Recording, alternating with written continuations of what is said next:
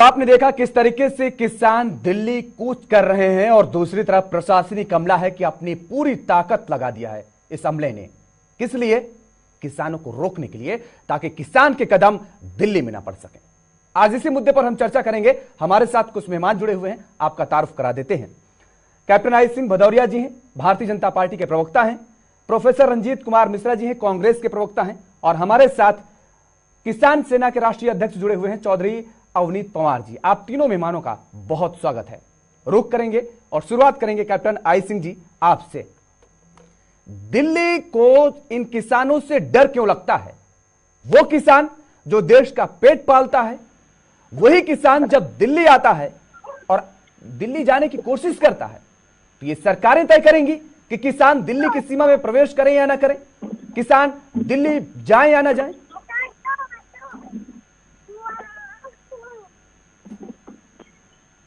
Hello captain I Singh ji, आवाज आ रही है हमारी? जी आ रही है, आप बोलिए। जी आ रही है कैप्टन आई सिंह जी, आपको मेरी आवाज आ रही है? निश्चित में आपकी आवाज आ रही है।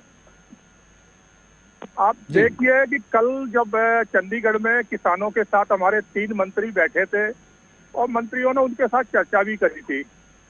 उनसे कहा है, हर बात उनकी मानने के लिए हमारे सभी मंत्री तैयार थे। जबकि दिल्ली से चल के चंडीगढ़ पहुंचे, उनसे विभिन्न मांगों पे चर्चा हुई।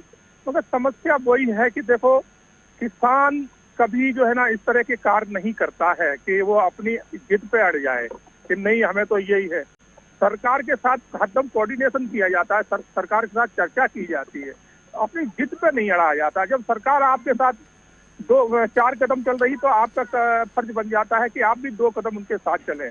तो ये किसानों ने जो कल की वार्ता विफल करके है, तो उससे ये लग रहा है कि वो किसी एजेंडे को लेके चल रहे हैं, वो किसानों की मांगों को लेके नहीं चल रहे, तो सिर्फ एक एजेंडा लेके। कैप्टन आई सिंह जी, तो यही बात आप पहले जब धरना किसान दे रहे थे 2 साल पहले, तब भी आप यही बात कह रहे थे कि किसानों का ये एजेंडा है।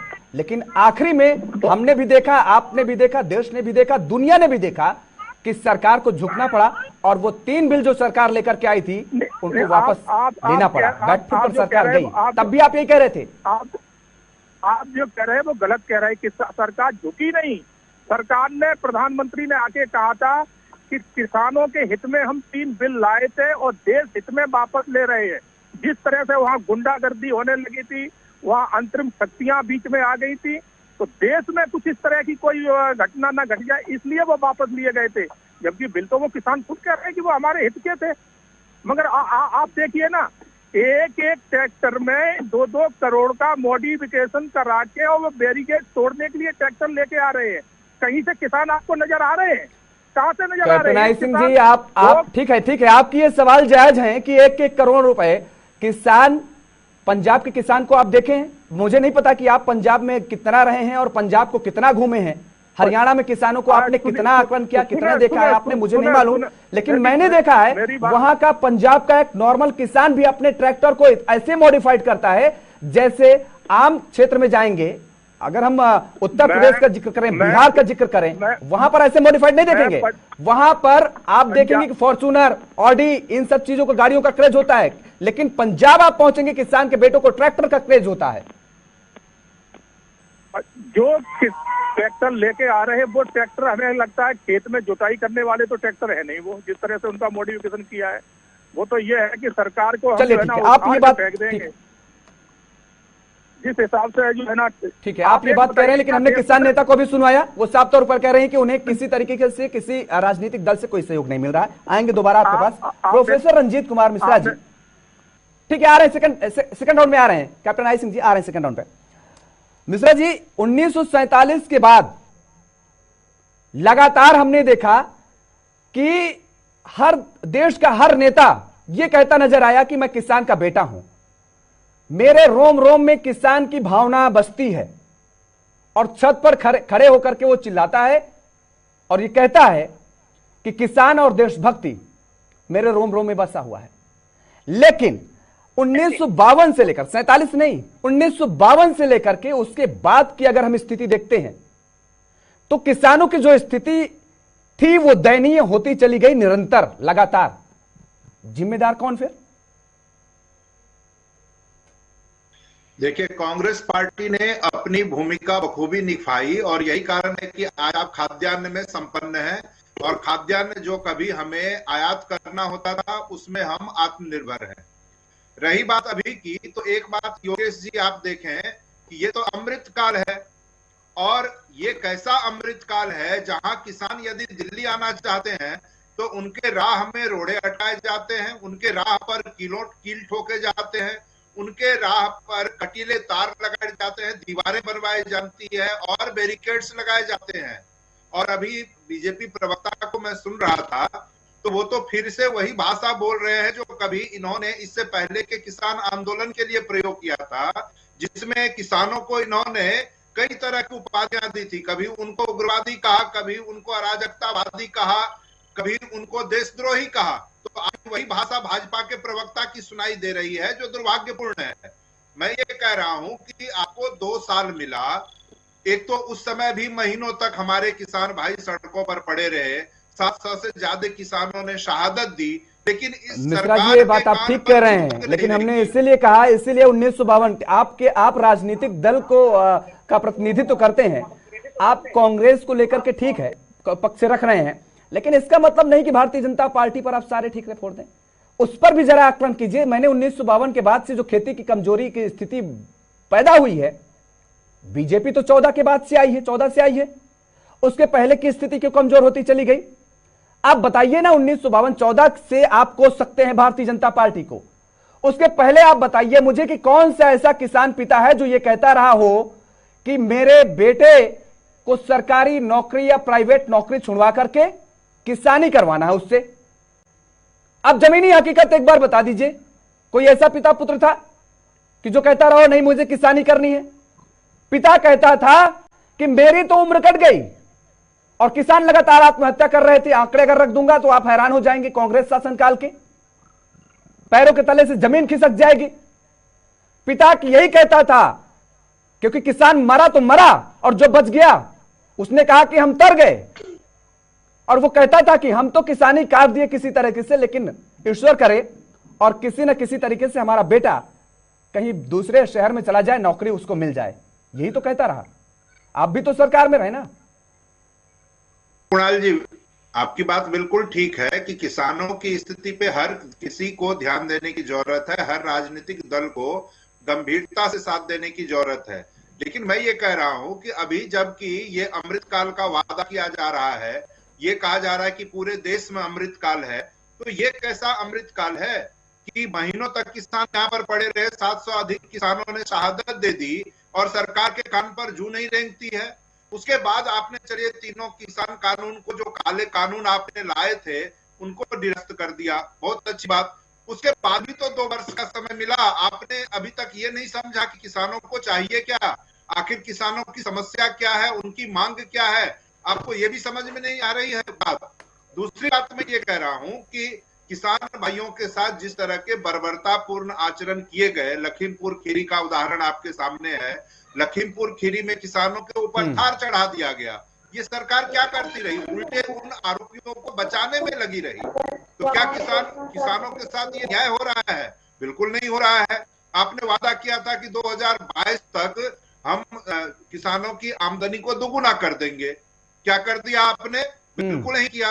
तो जहां आप ये देखिए कि ये कैसा अमृत काल है जहां हमारे किसान परेशान हैं, बेटियां प्रधानमंत्री के घर के आगे अपने जीती हुई मेडल फेंक के आने को भी बस है, उनकी कोई आप सुध नहीं फिर लेता है। सियासत की बातें कर रहे हैं, केवल आप केवल सियासी बातें कर रहे हैं और कहते आप हैं केवल सियासी बातें कर रहे हैं। किसानों के हित में आपने क्या काम किया वो भी आप नहीं गिना पाएंगे, आपके पास आएंगे, ठीक है।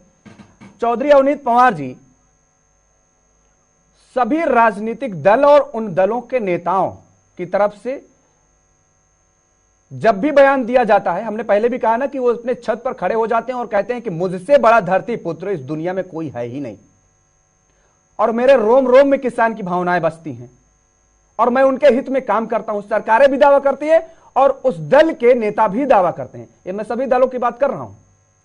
तो आखिर जब इतना सब कुछ बेहतर हो रहा है तो किसानों को सड़क पर क्यों उतरना पड़ता है? किसानों को लाठियां क्यों खानी पड़ती हैं? क्या इसमें भी किसी एलियंस का हाथ है या किसी विदेशी ताकतों का हाथ है? इसमें क्या है भाई साहब, हम जब भी देखते हैं, जैसे हमारे आपसे मेरे से भी पहले जो वक्ता बात कर रहे थे, इन्हें सिर्फ किसान एक मुद्दा है, इन्हें किसानों से कोई लेना देना नहीं, ना साहूकार है। इनका सिर्फ मुद्दा ये है कि इलेक्शन का टाइम आ जाएगा, फिर लॉलीपॉप पकड़ा देंगे, जीत जाएंगे, चले आएंगे। ये सरकार, अगर वर्तमान सरकार की बात करें, वर्तमान सरकार ने किसानों के ऊपर हमें बहुत वादे और बहुत भरोसा दिलाया था। उन वादे और भरोसों को ही हम इनके सामने लेकर आ रहे हैं। जो आपने भरोसा दिखाया था, वो भरोसा पूरा करने का वक्त था, आपने नहीं किया। लगातार हम 13 महीने बैठे रहे। इसका मतलब कि अगली बार भी अगर ये सरकार रिपीट हो गई तो फिर किसानों के साथ व्यवहार किया जाएगा जैसा पहले करते आए हैं। हम मांग क्या रहे हैं? हम कोई नाजायज चीज नहीं मांग रहे हैं इनसे, हम सिर्फ ये कह रहे हैं एमएसपी गारंटेड कानून ला दीजिए। हमारे प्रधानमंत्री जी संसद में खड़े होकर कह सकते हैं एमएसपी थी, है और रहेगी, लेकिन उसमें कानून बनाने में उनके विचार बदल जाते हैं। तो कहीं ना कहीं ये सब चीजें कई डाउटेबल चीजों में आती हैं। जो भाई हमसे अभी कह रहे थे कि जो ये ट्रैक्टर लेके आते हैं ये किसान लगते नहीं है, तो आप एक काम कर लीजिए ना, आइए उनके खेत देख लीजिए, आप भी तो बताइए किसी दिन गांव में जाके एक वक्त, आपको भी पता चलेगा खेती करना कितना आसान है। क्या वहां धूप कितनी लगती है, ठंड कितनी लगती है, मेहनत कितनी लगती है, हम जंगलों में कैसे पड़ते हैं। उस समय जब वे रहेंगे तो उन्हें भी कीमत का पता चलेगा कि किसान की कीमत क्या है। लॉकडाउन में पूरा पूरा देश की अगर हम बात करें, सब घर में थे, किसान ही वो था जिसने किसी को भूखा मरने नहीं दिया। और हमारी मांग क्या है कि 58 साल से ऊपर के लोगों को, बुजुर्गों को, लेकिन कैप्टन आई सिंह जी तो कह रहे हैं कि दरअसल किसान भटक गए हैं, किसी के बहकावे में ये सारा काम एक बार फिर से कर रहे हैं, क्योंकि सर पर चुनाव फिर आ गया है ना। हम भटक गए, हमें तो दिल्ली का रास्ता पता है भाई साहब, हम तो ट्रैक्टर लेकर आ रहे हैं। सरकार को बड़ा दिल रखना चाहिए अपना, सरकार को बड़ा दिल रखकर ये कहते हैं कि नहीं आपको आने की जरूरत नहीं है। कृषि मंत्री, प्रधानमंत्री, हम किसानों के बीच में आ रहे हैं, आपकी बात सुनेंगे, आपकी पीड़ा समझेंगे और आपकी पीड़ा को दूर करने का काम करेंगे। वे क्यों चाहते हैं कि हमेशा किसान दिल्ली आए? लेकिन एक बात यहां भी समझने की जरूरत पड़ेगी चौधरी अवनीत पवार जी, 26 जनवरी का वो दिन भी हमें याद है जब किसानों को इजाजत दी गई दिल्ली में, तो क्या तांडव मचा, किस तरीके से तस्वीरें सामने आई, उन तस्वीरों को भी हमने देखा है। तो प्रशासनिक अमला जो है वो कह रहा है कि आप जहां पर आंदोलित हैं, जहां पर प्रदर्शन कर रहे हैं, एक साथ मत आइए, अलग अलग आप जहां जिन क्षेत्रों में बैठे हुए हैं वहीं पर प्रदर्शन करिए अपनी बातों को शांतिपूर्वक। तो फिर ये कैसे आप पर एक बार फिर से विश्वास करे प्रशासन? उसकी भी तो जिम्मेदारी बनती है ना कि कानून व्यवस्था को सुदृढ़ बनाए रखना, अराजकता ना फैलने पाए, इसकी जिम्मेदारी प्रशासनिक अमले की है। तो ये जो सारी कवायद की जा रही हैं, इसमें कहां गलत नजर आ रहा आपको?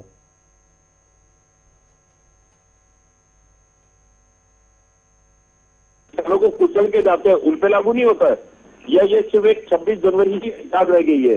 किसान 750 किसान वहाँ धरना देते हुए शहीद होते, वे याद नहीं आते? वहाँ एक गाड़ी से बीजेपी के मंत्री के पुत्र ने गाड़ी से कुचल के किसानों को मार दिया, क्या वे याद नहीं आते? ये नौबत क्यों आ रही है? इसका मतलब है सरकार कहीं ना कहीं अपने करनी में और कतनी में दोनों में अंतर लाती है। अगर ये किसानों के हक को दे देती तो जरूरत ही नहीं है किसानों को कि दिल्ली की तरफ मुंह कर जाए। हमें जरूरत का है, हम तो खेतों की तरफ मुंह करके सोते हैं भाई साहब। ठीक है, ये बात आपने बढ़िया कही है। कैप्टन आई सिंह भदौरिया जी, जवाब भी मुझे लगता है आपका मिल गया होगा, ट्रैक्टर वाला अवनीत पवार जी ने दिया। और इसी से एक सवाल मैं जोड़ देता हूं, आपने किसानों को लेकर के ये बड़ा सवाल खड़ा कर दिया। आपने किसानों के ट्रैक्टर को लेकर के कहा कि इतना मॉडिफाइड कराकर, इतना पैसा खर्च कर करके किसान ये किसान नहीं हो सकते हैं, ये असली किसान नहीं हो सकते हैं। अगर और सरल शब्दों में मैं कहूं तो आपके कहने का मतलब ये है। लेकिन क्या आपने किसी नेता के ऊपर उंगली उठाई है कि साहब कल जो मोटरसाइकिल से चल रहा था आज वो फॉर्च्यूनर से कैसे चल रहा है? कल जिसके पास चप्पल पहनने के लिए नहीं होती थी आज उसका कलफ नहीं टूट रहा है? और कैसे ये जो है ये समाज सेवा करके इतनी जल्दी दिन प्रतिदिन, दिन दूनी रात चौगनी कहें, आय संपत्ति अर्जित कर रहे हैं। और आए दिन हम विपक्ष का कहें या पक्ष का कहें, जहां भी छापेमारी की जा रही है आप देख रहे हैं कितना कुछ संपत्ति मिल रही है। आप कहेंगे कार्रवाई हो रही है, कार्रवाई साहब तो एक तो केवल महज अगर 0.1% काम कहें तो ये होगी जो ईडी कार्रवाई कर रही, छापेमारी कर रही है। अगर असलियत में सत्ता पर और विपक्ष दोनों नेताओं के ताबड़तोड़ कार्रवाई होने लगे, अभी आप हैरान रह जाएंगे और हम हैरान रह जाएंगे। देश की जनता के सामने जो तस्वीरें आएंगी वो देखने वाली होंगी। निश्चित तौर पे आपने जो कहा वो बात चाहिए और कराना भी चाहिए, अच्छी बात है। समय समय अनुसार अपने आप को जो बदलता है वही होता है, मगर उसी ट्रैक्टर को अगर इस तरह से मॉडिफिकेशन कराया जाए कि मुझे तो इससे लोगों को कुचलना है, बैरिकेड तोड़ना है, तो फिर वो उसमें संशय जरूर पैदा होता है। अब मैं आपको एक बहुत अच्छी बात बताना चाहूंगा, देश में किसान हर स्टेट में, हर पूरे देश में किसान है, अकेले पंजाब में ही नहीं है। और पंजाब में तो जो है ना, पिछली सरकार अभी केजरीवाल की है, उससे पहले कांग्रेस की थी, तो ये समस्या कांग्रेस के ही राज्य में जो जहां था वहां रही है सरकार उनकी, और ये समस्या सिर्फ किसानों को उत्पन्न क्यों हो रही है, हिंदुस्तान के अन्य किसानों को उत्पन्न क्यों नहीं हो रही है? क्योंकि इनके लोग अमेरिका और इंग्लैंड कहां से बैठ के एजेंडा चला रहे हैं ना, तो पैसा फंड वहां से आ रहा है कि आप करिए आंदोलन चुनाव से पहले। तो नियति साफ होना चाहिए। अच्छा। अगर ये किसान बन के चलते हैं तो पूरा देश का किसान इनके साथ होता। आज उत्तर प्रदेश का किसान भी इनके साथ होता, मध्य प्रदेश का भी होता, महाराष्ट्र का भी होता, गुजरात का भी होता, राजस्थान का होता, मगर इसमें सिर्फ पंजाब के किसान नहीं, यही अकेले जमींदार हैं। हिंदुस्तान में बाकी किसी पे जमीन नहीं है क्या? मैं भी एक किसान का बेटा हूँ, मेरे पास वो अच्छी खासी जमींदारी है, बहुत बढ़िया फार्म हाउस है, जिसको देखना है आजा दिखा देता हूँ, मगर इस तरह की हरकतें मैं नहीं कराऊं। सरकार का पूरा लाभ मुझे मिल रहा है। आपने बहुत अच्छी बात की। आपके पास फार्म हाउस है, इनको भी सुनिए, आपके पास फार्म हाउस है, आपके पास फार्म हाउस है। इस देश का 99.5% किसान ऐसा है जिसके पास मुझे लगता है कि 5 बीघे जमीन नहीं होगी। मैं बता रहा हूं, आप 5 लाख या 50 लाख में कह दूं, किसानों को छोड़ दीजिए जो फॉर्च्यूनर से अपने खेतों पर जाते हैं, बड़ी संख्या में इस देश की बड़ी आबादी, बड़ा किसान, बड़ी संख्या में किसान, वो आज भी साइकिल से जाता है और वो किस तरीके से जी जान लगा करके अपनी खेती में अनाज उगाता है, ये हम देखते हैं, हमने देखा है। आपने कहा पंजाब के अलावा क्या अन्य जगह किसान नहीं है? हैं। आपने वादा किया था कि किसानों की आय दोगुनी करेंगे। 2014 में इन सांसदों की जो वेतन था वो 50,000 रुपए था और 2023 में 1 लाख रुपए, 100% बढ़ोतरी कर दी गई वेतन में। क्यों नहीं किसानों की आय में दोगुनी कर दी गई? क्यों नहीं उनकी आय में बढ़ोतरी हुई? और किसान के अगर देश की सकल आय का अगर हम जिक्र करें तो आज भी 10,218 रुपए प्रतिमाह है किसानों की।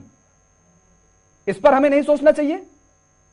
10,218 रुपए प्रतिमाह, और जो आपने वायदा किया था ऐसे में तो 21,000 रुपए प्रतिमाह किसानों की आय होनी चाहिए आज की डेट में।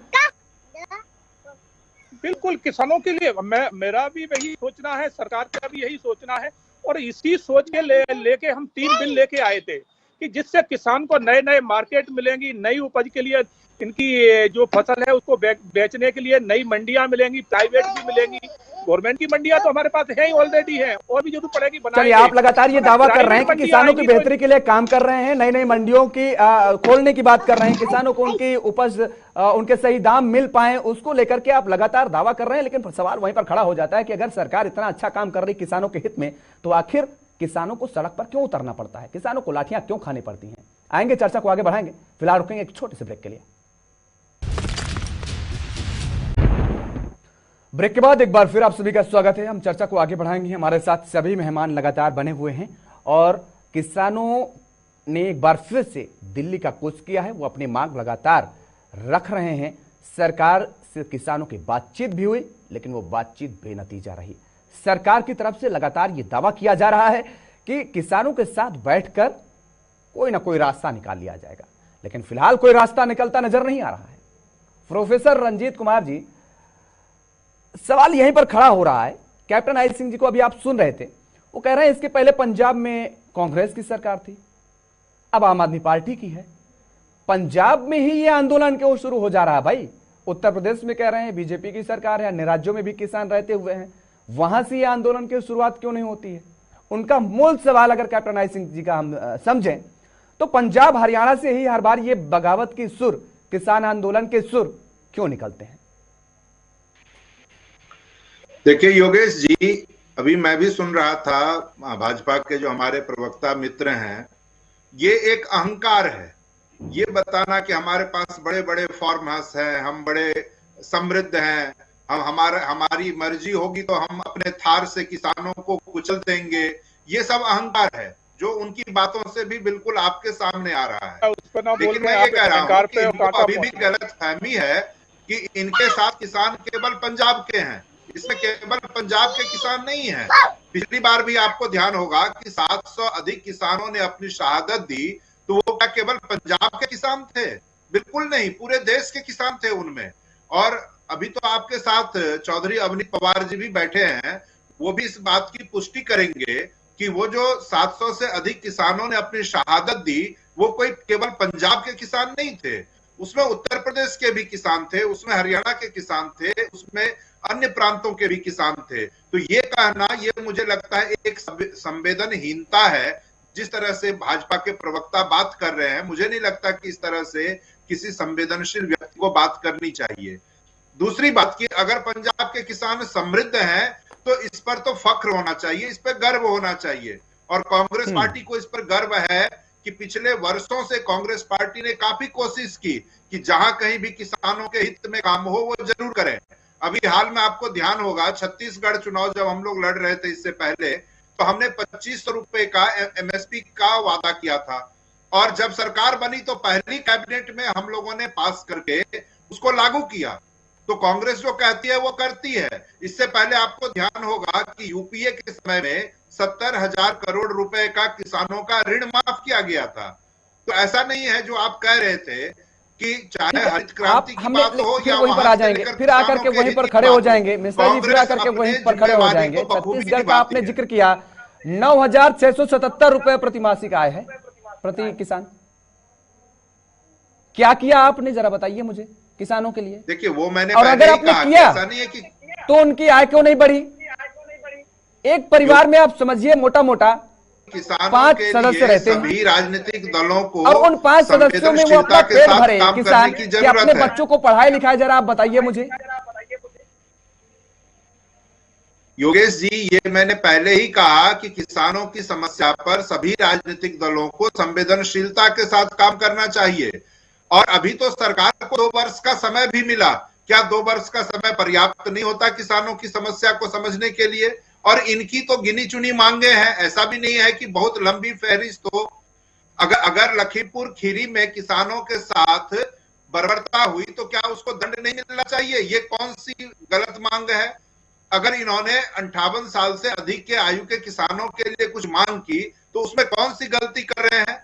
अगर कृषि उत्पादों पे, दूधों पे, सब्जियों पर ये चाहते हैं कि आयात शुल्क में परिवर्तन हो तो कौन सी गलत बात कर रहे हैं?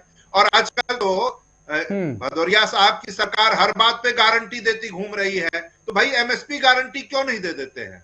आज तो हमारे आदरणीय नेता श्री राहुल गांधी जी ने कहा है कि हमारी सरकार बनेगी तो हम एमएसपी गारंटी का वादा करते निश्चित रूप से देंगे।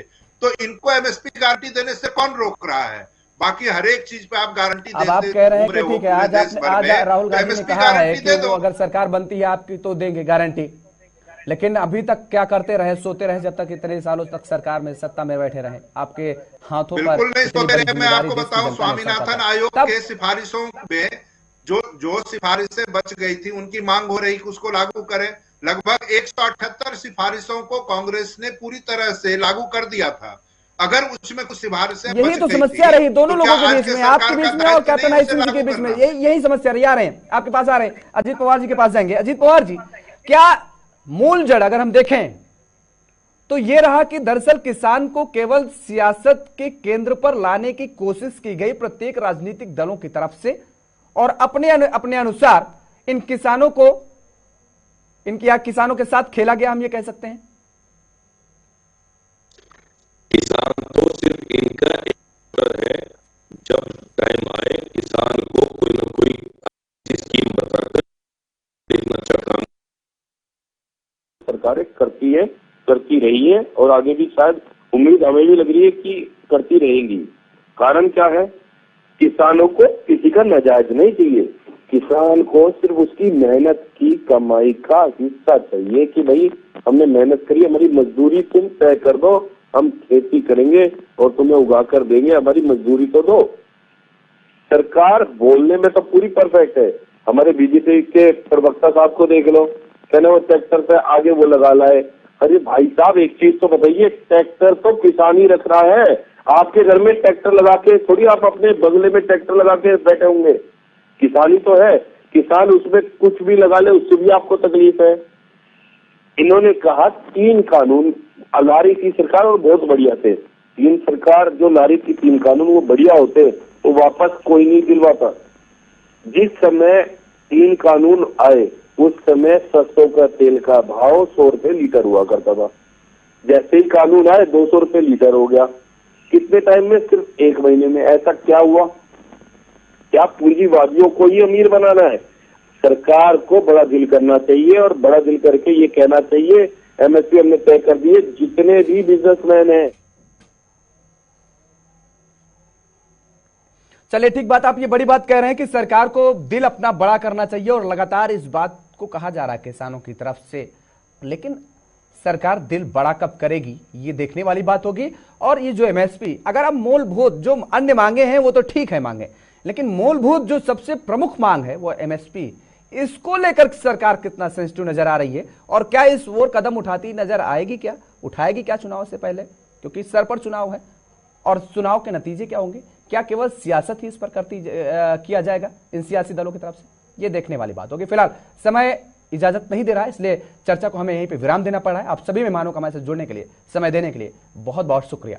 तो किसानों का जो दिल्ली कूच था वो लगातार आगे बढ़ता नजर आ रहा है, लेकिन इस बीच प्रशासन भी बेहद सतर्क है। हमने तस्वीरें आपको दिखाई कि किस तरीके से बैरिकेड्स किए गए, किस तरीके से सीमेंटेड दीवारें खड़ी कर दी गई और वहां पर जवानों को तैनात किया गया है। हालात एक बार फिर से 2 साल पहले वाले नजर आने लगे हैं। जिस तरह से आपने देखा था कि तब किसानों ने ना तो सर्दी देखी थी, ना तो गर्मी देखी थी और ना ही बारिश देखी थी। लगातार अनवरत सालों तक उन्होंने धरना प्रदर्शन किया था और इसका असर भी देखने को मिला था, इसका फायदा मिला था। सरकार को झुकना पड़ा था और 3 कानून वापस लेने पड़े थे। लेकिन इस बार क्या सरकार ऐसे मूड में नजर आ रही क्या, ये आने वाला वक्त बताएगा। फिलहाल मेरे साथ इतना ही। खबरों के लिए आप देखते रहिए JK 24/7 न्यूज। नमस्कार।